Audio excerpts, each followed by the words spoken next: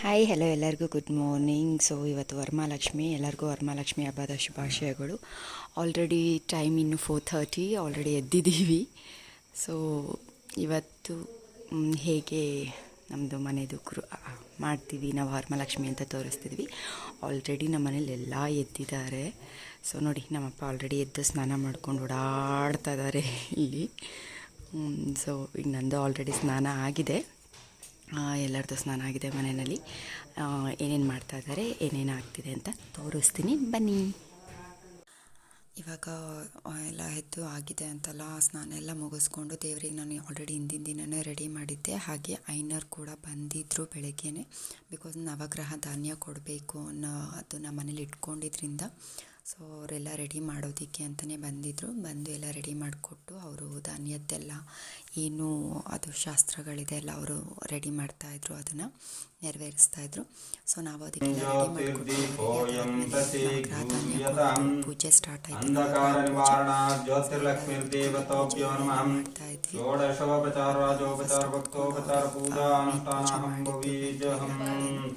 So ಅವರು ಪೂಜೆ ಮಾಡಾದಮೇಲೆ ಆಮೇಲೆ ನಾವೆಲ್ಲರೂ ಅಂದರೆ ಅವರು ಎಲ್ಲ ನವಗ್ರಹ ಧಾನ್ಯಗಳಿಗೂ ಪೂಜೆ ಮಾಡಿದರು. ಬಟ್ ನಾವು ಹೋಗಿ ಹಾಗೆ ಎಲ್ಲದಕ್ಕೂ ಒಂದೇ ಸತಿಗೆ ಪೂಜೆ ಮಾಡಿದ್ದೀವಿ.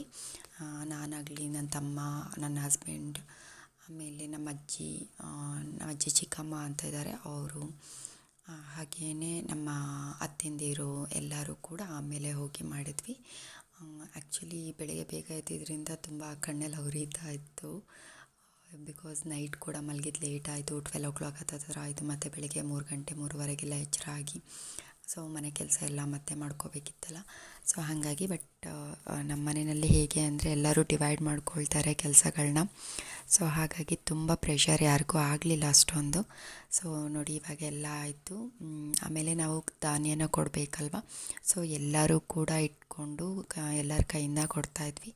ಅದು ಮುಗ್ದಾಗಿದ್ದ ತಕ್ಷಣವೇ ಇದು ಲಕ್ಷ್ಮಿಗೆ ಪೂಜೆ ಮಾಡಿಬಿಡೋಣ, ಈ ಟೈಮಿಂಗಲ್ಲೇ ಮಾಡಬೇಕು ಅಂತ ಹೇಳಿ. ಸೊ ಪೂಜೆ ಕೂಡ ಆಗೋಯಿತು, ಲಕ್ಷ್ಮೀ ಪೂಜೆದು. ಸೊ ಲಕ್ಷ್ಮಿ ನೋಡಿ ನಾವು ಹೀಗೆ ಕೂರಿಸಿದ್ವಿ. ಸೊ ಪ್ರತಿ ವರ್ಷಕ್ಕಿಂತ ಈ ಸಲ ಸ್ವಲ್ಪ ಡಿಫ್ರೆಂಟಾಗಿ ಕೂರಿಸಿದ್ದೀವಿ. ಆಮೇಲೆ ಎಲ್ಲರೂ ಕೂಡ ರೆಡಿಯಾಗಿ ಬಂದು ದೇವರಿಗೆ ಆರತಿ ಮಾಡಿದ್ವಿ. ಅದಾದಮೇಲೆ ನೋಡಿ, ಇವರು ನನ್ನ ಅಜ್ಜಿ ಚಿಕ್ಕಜ್ಜಿ, ಇವರು ನಮ್ಮ ಅಜ್ಜಿ ಚಿಕ್ಕಮ್ಮ, ಇವರು ಇನ್ನೂ ಗೊತ್ತಿದೆ, ಭರತ್ ನನ್ನ ಚಿಕ್ಕ ಮಗ, ಆಮೇಲೆ ನನ್ನ ತಂಗಿ ಸ್ಫೂರ್ತಿ, ಹಾಗೆ ನಮ್ಮ ಅತ್ತೆ ಅವರು, ಆಮೇಲೆ ಇವರು ನಮ್ಮ ದೊಡ್ಡಜ್ಜಿ, ಇವರು ನಮ್ಮ ಇನ್ನೊಬ್ಬರು ಚಿಕ್ಕಜ್ಜಿ. ಸೊ ಅವ್ರ ಪಕ್ಕ ಇದ್ದಿದ್ದು ನಾನು, ಗೊತ್ತೇ ಇದೆ ಅಲ್ಲ ಎಲ್ಲರಿಗೂ. ಹಾಗೆ ಸೊ ಅವರು ಹಾಯ್ ಮಾಡಿ ಅಂತಂದರೆ ಹಿಂಗೇನೋ ಅಂತಾಯಿದ್ರು. ಸೊ ಅದಕ್ಕೆ ಹಾವು ಹಾವು ಅಂತ ಹೇಳಿ ನಾವು ಜಸ್ಟ್ ಕಿಡ್ ಮಾಡ್ತಾಯಿದ್ವಿ ಅವರಿಗೆ. ಸೊ ಅದಾದಮೇಲೆ ಅದು ನನ್ನ ಚಿಕ್ಕಮ್ಮನ ಮಗಳು. ಆ್ಯಕ್ಚುಲಿ ವಿಡಿಯೋ ಮಾಡ್ತಿರೋದು ನನ್ನ ಇನ್ನೊಬ್ಬಳು ಅಂದರೆ ನಮ್ಮ ಚಿಕ್ಕಮ್ಮನ ಮಗಳೇ ಇನ್ನೊಬ್ಬಳು. ಸೊ ಇದು ನನ್ನಪ್ಪ, ಹಾಗೆ ಇವರು ನಮ್ಮ ಅತ್ತೆ. ಅಮ್ಮ ಒಳಗಡೆ ಎಲ್ಲ ಇದ್ದರು, ನಾನು ಹೇಳಿದ್ನಲ್ಲ ನಮ್ಮ ಚಿಕ್ಕಮ್ಮನ ಮಗಳು ಅವಳು. ಸೊ ಅದಾದಮೇಲೆ ಎಲ್ಲರೂ ಡ್ರೆಸ್ ಚೇಂಜ್ ಎಲ್ಲ ಮಾಡಿಕೊಂಡು ಹೋಳಿಗೆ ಮಾಡೋಕ್ಕೆ ಅಂತ ಕೂತ್ಕೊಂಡಿದ್ರು. ಸೊ ಎಲ್ಲರೂ ಬಿಸಿ ಹೋಳಿಗೆ ಮಾಡ್ತಾಯಿದ್ರು.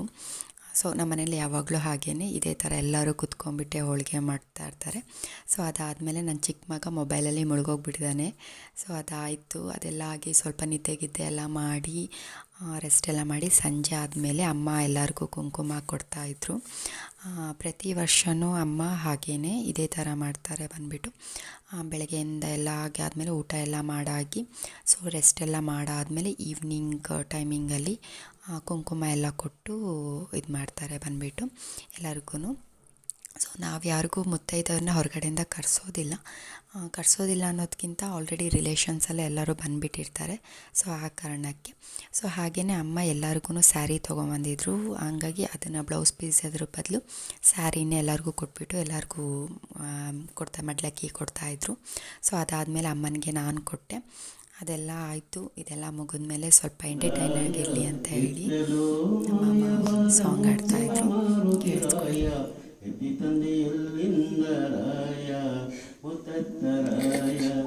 ಸೀತಮ್ಮ ಸ್ನಾನ ಮಾಡಿ ಮಹತಿಯ ಹುಡುಕಾಡಿ ಏನ ಬೇಡಿದಳೇನು ಹನುಮಂತರಾಯ.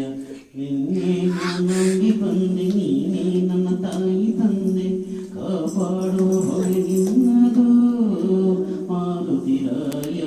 ಎತ್ತಲು ಮಾಯವಾದ ಮುತ್ತಿನ ಮಾರುತಿರಾಯ ಎತಿ ತಂದೆಯಲ್ಲಿಂದ ರಾಯ ಮುತ್ತೆತ್ತರಾಯ ಮುತ್ತೆತ್ತರಾಯ ಕೂಗಿ ಕೂಗಿ ಕರೆದೇವಮ್ಮ ಕುಣಿಯುತ್ತ ಬಾರಯ್ಯ ನಿನ್ನ ಕೂಗಿನ ನವಿಲೆ ನವಿಲಿನಂತೆ ನಲಿಯುತ್ತ ಬಾರಯ್ಯ ಪುತ್ರಜಮ್ಮನ ಪುತ್ರ ಕೆಂಡಗಣ್ಣಯ್ಯ. ನಮ್ಮ ವರಮಹಾಲಕ್ಷ್ಮಿ ಹಬ್ಬದ ಡೇ ಹೀಗಿತ್ತು ಹೇಗಿತ್ತು ಅಂತ ದಯವಿಟ್ಟು ಕಾಮೆಂಟ್ ಮಾಡಿ. Thank you.